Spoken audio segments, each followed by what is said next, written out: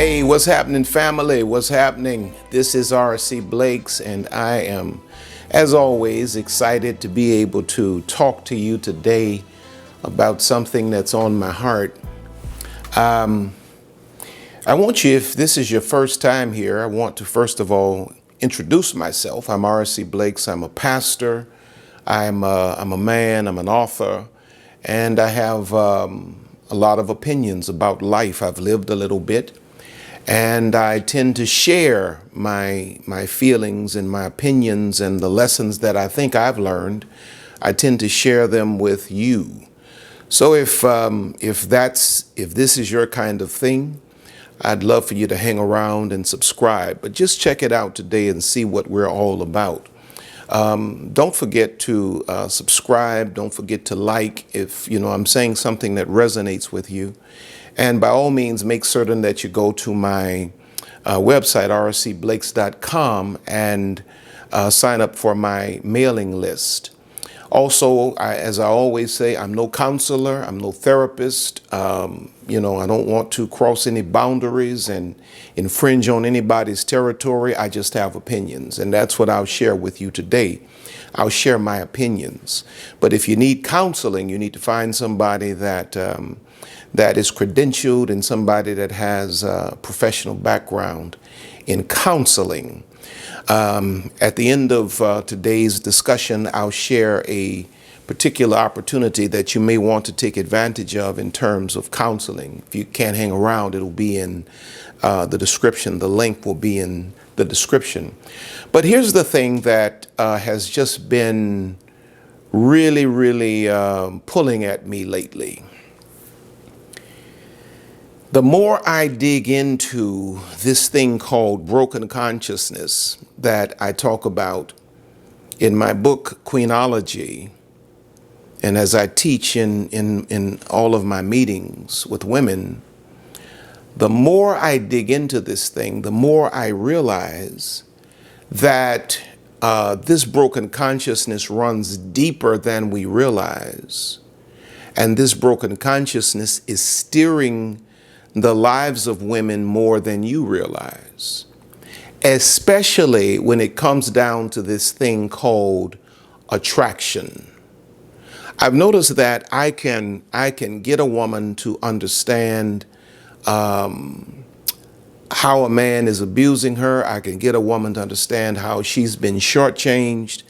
But when it comes down to challenging the woman's attractions and what she's attracted to, I get pushback.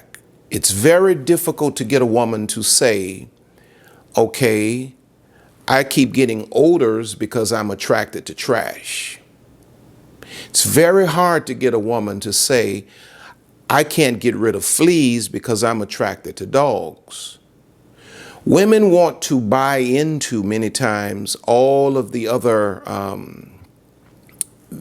victimization, things that would qualify her for victim status. But many women do not want to accept the fact that your greatest problem is what you've been attracted to.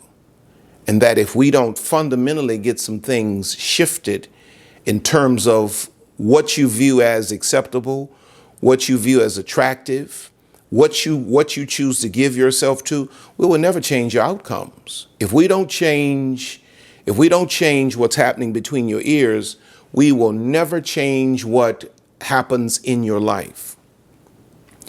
There's more to it than attraction. I hear women say, well, I'd rather be by myself, be with a man I'm not attracted to. And then I ask you the question, well, what does that mean than to be with a man you're not attracted to?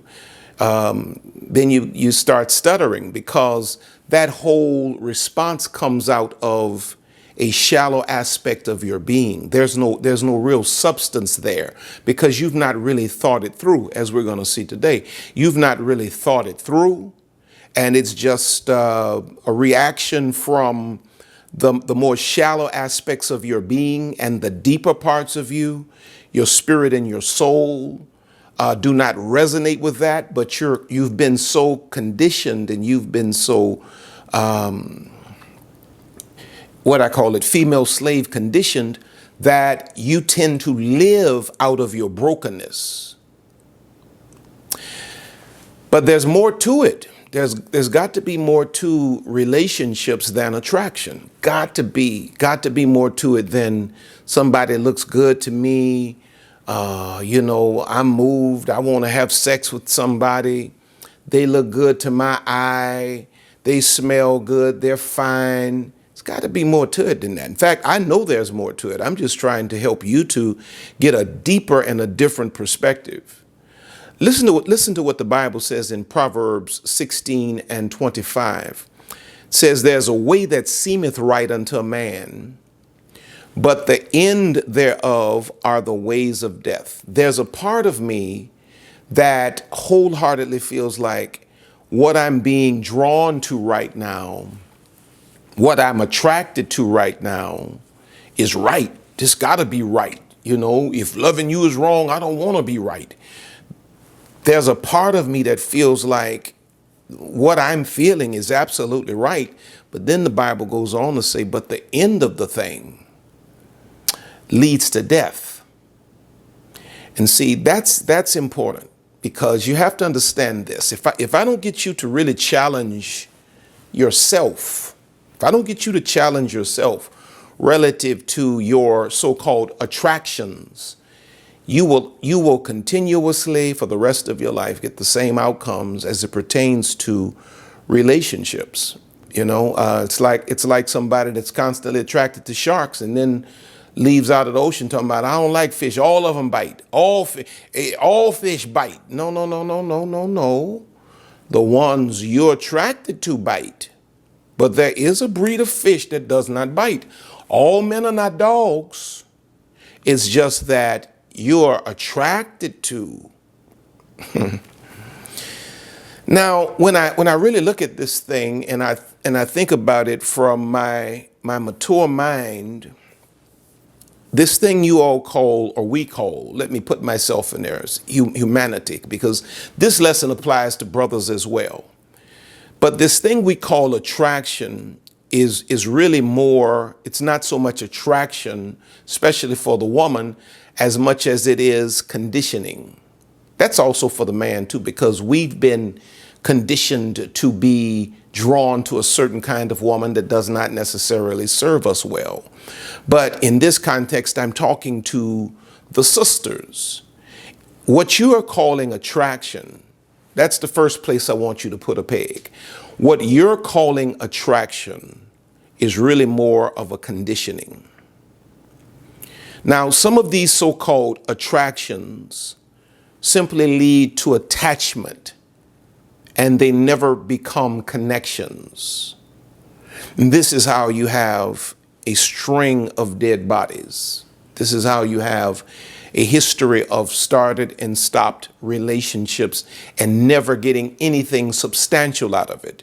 It's because this thing you've been thinking is an attraction is really a conditioning that simply leads to attachment and never connection. See, sex is just an attachment.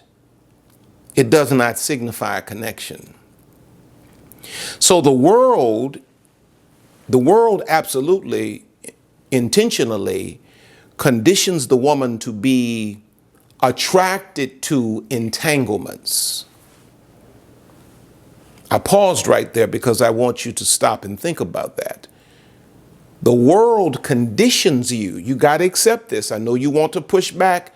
I know you want to type something crazy in the comments, but don't type it. I want you to just sit down and listen to me. Hear my whole argument. The world has conditioned you to be attracted to entanglement, soul ties. A man that's just going to come into your life, wreck your life, sex you for 6 months, a year, wreck your credit, take all of your money, devastate your self-esteem, and then off he goes. The world conditions you to be attracted to that. And the world conditions you to reject a safe man.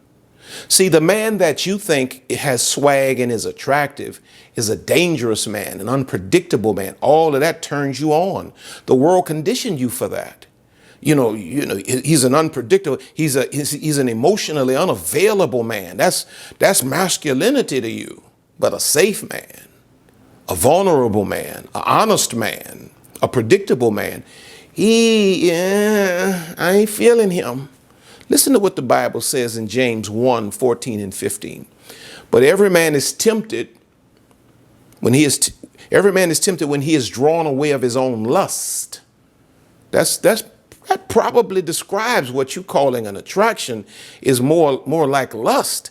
He says, when he is drawn away of his own lust and enticed, then when lust hath conceived, it bringeth forth sin. And sin, when it is finished with you, brings forth death.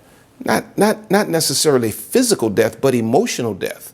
The death of your soul, the death of your identity, the death of your purpose, the death of your self-control. What the world conditions you to call attraction is really just an intentional addiction created to entanglement. So the world teaches a man like myself what he needs to say, what he needs to do, how he needs to reject you a little bit so that you can obsess over him. And then he re-enters your life for a little while to intensify the obsession, the addiction to him. Then he pulls away again. The world teaches the man how to do this. And you say, but I'm attracted to him, Bishop. I'm attracted to him. When the reality is, this is just another entanglement. Okay, let's look at this, since I can feel some of you pushing back on me. I'm just attracted to what I'm attracted to. The heart wants what the heart wants. Okay, all right, I'll give you that. But watch this. Were you attracted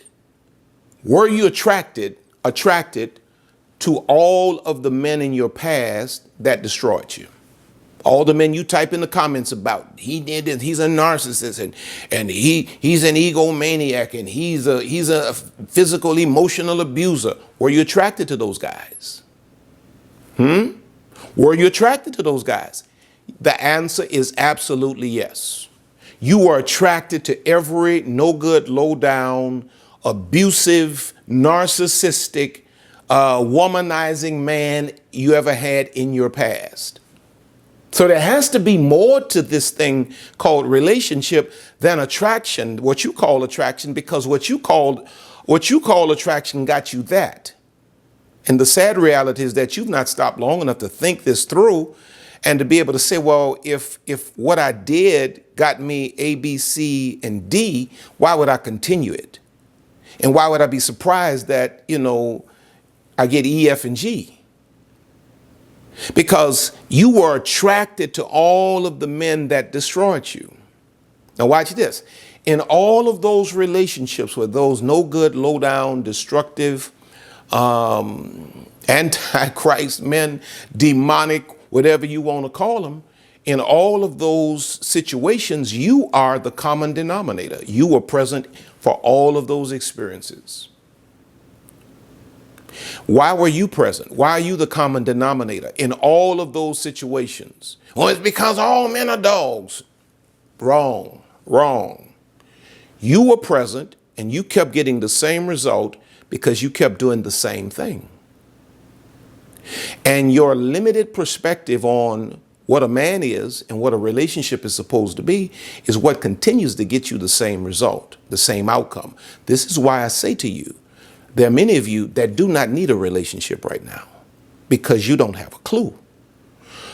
Watch this. Your thinking must be transformed. It's not the men you get, it's why you seek them.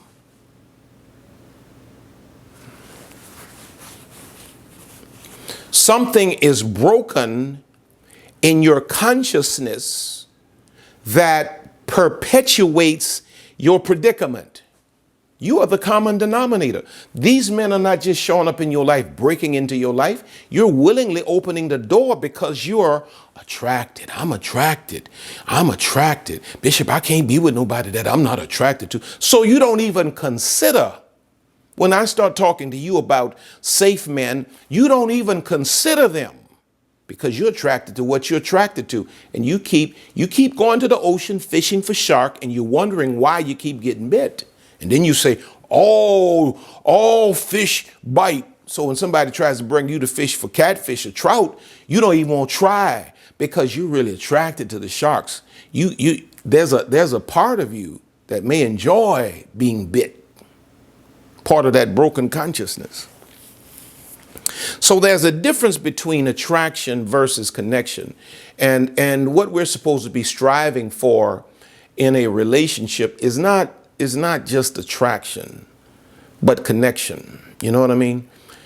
Now my wife is, y'all know how I love my wife. Everybody in the world, if they've watched me any length of time at all, know how much I love my wife. And I've always been attracted to my wife. I was attracted to my wife when I first saw her, and we were in our 20s. We're in our 50s now. I'm still attracted to my wife. I love my wife. I ain't got no outside woman. I ain't got no woman on the other side of the country. I ain't got no woman on the other side of the world. I ain't in nobody's DMs. I love my wife and I'm committed to my wife. But do you not know, as much as I was, listen to this very carefully, as much as I was extremely attracted to my wife, she was the most beautiful woman that I had ever seen, that I had ever put my eyes on. That's the way I felt about her. As much as I felt all of that, and as much as I was sexually attracted to my wife, and I thought she was just the bomb, and I was proud to have her on my arm, at the time of our relationship, I was in a different place, and I realized that I didn't need just a sexual experience. I didn't just need an attraction. I needed a connection that would be for life. I needed a wife. And so, long story short, I was willing to let my wife go, even though I was attracted to her, because I had to know that there was substance that was deeper than just the surface, just the thing that had brought me to every other woman, just the sexual thing, just being sexually attracted to a woman. I was at a different place in my walk with God. I was trying to live a different life. And so it wasn't until I figured it out that my wife had the internals. She wasn't just advertisement. She actually had the product. It wasn't until I figured that out that I realized, okay, this is wifey. The sad reality is that most people, male or female, never go deeper. You stop at attraction, but you never see connection. See, sexual attraction is a feral instinct. It's in other words, it's no different than animals. God puts sexual attraction in animals for the purposes of what? Procreating. The male species is attracted to the female of his kind for the purposes of breeding and procreating. What is the purpose of male-female sexual attraction? It is for the purposes of breeding, creating. God gives a man a natural sexual desire for a woman, and a woman a natural sexual desire for a man, for the purposes of breeding. But there's more. You got to have more than just, you cannot try to make a relationship based on sexual attraction alone.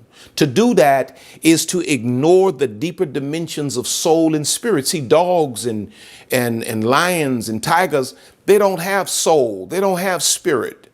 They live off instinct. We have instinct, but we are soul and spirit. When you get through with the physical fulfillment, you're going to have to be able to connect with this person intellectually. You're going to have to be able to connect with this person spiritually. So while you're just running on, I'm attracted to him, I'm attracted to him.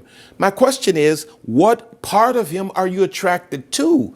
And what part of you are you using to determine your attraction? Is it just your flesh? Because watch this. Interesting. I never thought about this before, but I want you to hear this. The Bible says nothing about building a relationship on attraction alone. When the Bible talks about building a relationship, it's speaking more about connection. This is why in the Bible you see somebody like Abraham sending his servant to go and find his son Isaac a wife. You see marriages that are arranged based on things that are in common, communion. It wasn't really based on this thing we call attraction. Just, I'm sexually attracted to you, so let's make it happen. Babe, it's got to be more than that. It's got to be something deeper than, your hormones jumping and raging. Listen to what the Bible says in 2 Corinthians 6:14. Be ye not unequally yoked together with unbelievers. For what fellowship hath righteousness with unrighteousness, and what communion hath light with darkness? Well, the principle I want you to pull out of that is that he says, be not unequally yoked together, which speaks of what? Think about your connection. There needs to be a cerebral process to discerning if a person is equally yoked with you or not. I mean, you can have a sexual attraction with 1,000 people. Now, I know y'all don't want to admit it, but you see a whole lot of people in your lifetime, even if you're faithful to your husband or your wife, that if you wanted to just go on that level and allow your mind to just ramble in terms of flesh, you could be physically attracted to have sex with. You can't build no relationship on that. You can't determine if a person is equally yoked with you or not, or if you're equally yoked with them based on some sexual attraction. When you think about the first husband and wife, Adam and Eve, watch this. Adam discerned Eve before he desired her. When God creates Eve and he brings her to Adam, she's buck naked. And the first thing Adam does is he makes love to her mind. He says to her, you're a woman because you were taken out of me. And when he makes that statement, he's saying, you're my equivalent. Come on now. He recognized her and he saw her. It's not until later that the Bible says he knew her, Adam knew Eve, and they begat this child and they begat that child. But Adam discerned her, who she was, and her depth before he desired her. Now that's, if you think about that now, if we're going to use that as a model, it means that we should start with the cerebral and then work our way back to the physical. Too many of y'all worrying about, am I going to be pleased with this person sexually before you discern if this person fits my future, if this person, can I grow with this person? Is this person going to be spiritually connected with me? All that sexual stuff, you be honest with you, that's for a season. The older you get, the less that's going to matter. And the stuff that's so important to you now, when you get into certain seasons of your life, you're going to realize, man, I forfeited value for profile. I know you don't agree with me. I know you don't. I know you don't. Just love me. Just love me. Don't do no cussing. Just love me. Listen to what the Bible says in Genesis 2:22 and 23. It says, in the rib which the Lord God had taken from man made he a woman and brought unto the man. And Adam said, this is now bone of my bones, flesh of my flesh. She shall be called woman because she was taken out of man. So he discerned her before he desired her. He wasn't like, oh my goodness, girl, look at you. You got some hips on you. Oh, baby got back, baby thick. Wasn't all that. No. He said, oh, wow, girl, you deep. You are the female equivalent of me. I honor you and I respect you. We have a basis to build on now.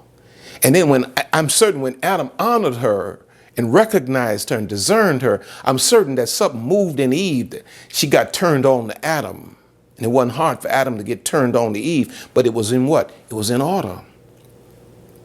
So there's more. So now the first question is, what are you attracted to? That's for you to answer. That's for you to answer. The first question on the table is, what are you attracted to? I want you to ponder that. The second question is, the stuff you're attracted to, are you attracted to thighs and eyes, hips, tips and lips, muscles and hair and cologne, dress code? Are you attracted to those things? Nothing wrong with that. But here's the second question. Is it a sustainable attraction? Are hips, lips, and tips eyes and thighs, muscles, cologne, haircuts, and clothes. Is that enough to sustain a relationship? So what are you attracted to? Is it a sustainable attraction? Because there's a distinct difference in a woman's attractions, watch this, at different stages in her life. Yeah. There is a distinct difference in a woman's attractions at different stages in her life. There will be needs in your life as a woman later that you don't recognize now. And what's attractive to you now is not going to be attractive to you later.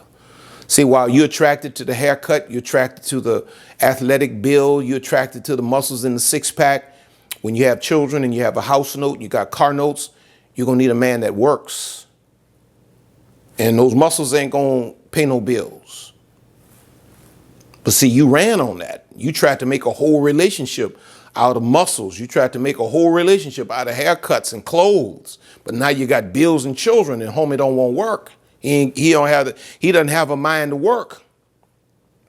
See, after you have your kids and you have babies and you're trying to pull your body back together and all this kind of thing, you're going to need more than just a brother with swag. You're going to need a brother you're going to need a gentleman that knows how to minister to you and love you and serve you and build your self-esteem. You will then look at certain levels in your life, at the next levels in your life, you will look for the leader and you will look for the protector over the Rico Suave. See, right now that's attractive to you. You want Rico. But babe, when you got 3 babies, house notes, your emotions all out of your hormones all out of whack, you're going to need a leader. You're going to need a man. You're going to need a protector. It ain't going to be about all that other stuff. It's going to be not about his externals. It's going to be about his internals. And I'm teaching this because while many of you say, ain't no good men out here, you're walking over great men every day. You're walking over great men every day. They just not as smooth. Maybe they don't, maybe they don't have the swag you looking for. Maybe they don't have the rapping, but they got the content. And listen to this here. In 1 Corinthians 13 and 11, it says, when I was a child, I spake as a child. I understood as a child, I thought as a child, but when I became a man or mature, I put away childish things. Now, what's sad is, if you are a 40-year-old woman still wrestling with the attractions of year 25, you have not put away childish things yet. If you 45 and your 20-year-old niece, y'all got the same y'all looking for the same stuff, something wrong. Because when you look at 1 Corinthians 13 and 11, where he says, I put away childish things, this means that you will have to intentionally, watch this, look beyond attraction into substance. Children look at the surface. Mature adults look beneath the surface.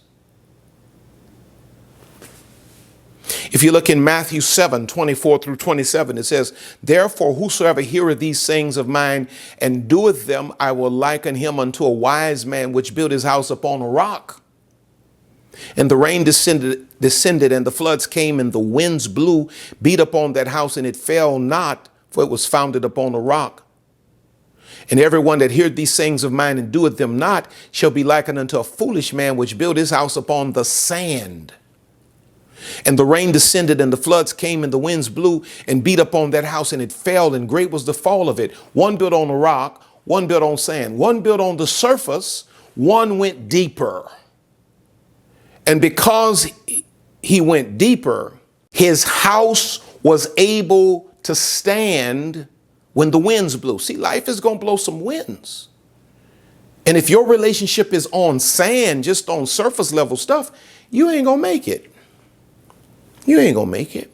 Lisa and I have been through hell and high water, promise you. And we have not made a successful marriage and relationship because we were cute or because of sexual attraction. We've gone through some seasons, man, where nobody think about no sex. We had so much going on, and it had to be our internals. It was the character in that woman. It was the character in me that kept us together like glue. This is why our relationships fail. We don't build them on the rock. We build them on sand.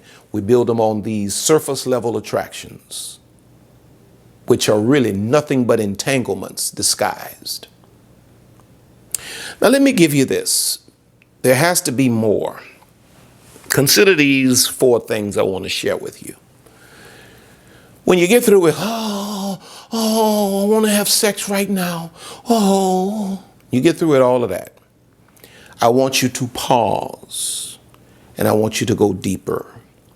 And I want you to ask yourself, number 1, does this man have covenant character? If it's a marriage that you're looking for, if it's a husband you're looking for, you have to have a man that has covenant character.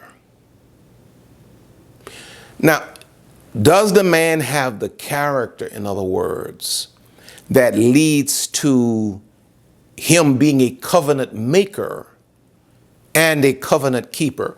Is he the marrying kind? And if he gets married, is he the kind of man that would be faithful? If you stop and if you hold yourself up and if you don't jump into bed and get your little mind blown again, you pause and you ask the Holy Spirit to reveal certain things to you, and you use your intelligence to begin to observe this man. Does this man have covenant character? So you want to ask that question, but then you have to answer this question. Is that kind of man attractive to you? Is a covenant keeping man attractive to you? Or is that a turn off because he's not challenging enough? Because he's not difficult enough? Because he's emotionally available? The Bible says in Proverbs 20:6, many a man proclaims his own loyalty and goodness, but who can find a faithful and trustworthy man? You learn this through conversation and observation. Number 2, do we have shared values? In other words, does this man view the same things important, or do we see the same things as being important? You know, I view saving money as important. Does he view that as? I view God as important. I want a relationship with God. Is that important to him? I view being faithful important. Does he view? Do we have the same? Do we value the same things? And then you have to ask yourself, is that attractive to you, to have a man who shares your values? We're getting beyond now. He handsome, he smell good, I want to have sex with him. No. Is he a covenant kind of guy? Does he have shared values? Amos 3:3 says, can 2 walk together except they be agreed? Now you learn this through analyzing a man's fruit. You don't just listen to what he says, you watch what he does. Number 3, is this relationship a good business decision? See, my relationship with my wife was a good business decision, and that wasn't by mistake. I made a business decision, a business move when I married Lisa Blakes, because I knew what I possessed, I knew what I didn't, and I knew what her gifts were. And I knew if we came together on a real foundation of love, that there was nothing impossible for us to accomplish together. So I didn't just get married because I butterflies and I love you, I want to sleep with you every night. That gets old. I made a business move. A relationship is for more than making love. It should make progress. Can you make progress with this guy? Or are you going to be stuck with just looks and sex? In Ecclesiastes 4:9-10, it says, two are better than one because they have a good reward for their labor. When you bring two people together, they should increase one another. It should be a great business move. You learn this through deep visionary conversations with the person and observations of the person's work ethic. If a person does not want to put in work, if you can't make progress, what's the point? A relationship is designed to be a good business move. I don't agree with that. Well, you ain't got to agree with it. But when you have bills that come due, you're going to agree with it.